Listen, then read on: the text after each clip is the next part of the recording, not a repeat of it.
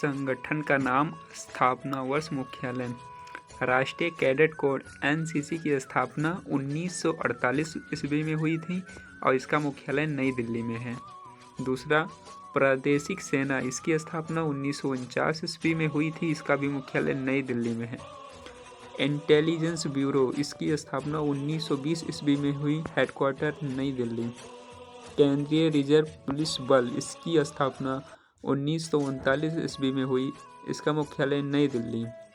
Assam rifles, इसकी स्थापना 1950 ईस्वी में हुई और मुख्यालय शिलांग। केंद्रीय जांच ब्यूरो, इसकी स्थापना 1953 में हुई और इसका मुख्यालय नई दिल्ली। ITBP, इसकी स्थापना 1962 में हुई, नई दिल्ली, इसका मुख्यालय है। होम गार्ड्स, इसकी स्थापना 1962 में हुई, मुख्यालय नई दिल्ली में है। सीमा सुरक्षा बल की स्थापना 1965 में हुई, हेडक्वार्टर नई दिल्ली। केंद्रीय औद्योगिक सुरक्षा बल, स्थापना 1969 में, नई दिल्ली, इसका हेडक्वार्टर है।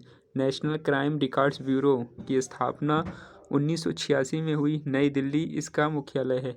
रैपिड एक्शन फोर्स, इसकी स्थापना हुई थी 1993 में, हेडक्वार्टर नई दिल्ली।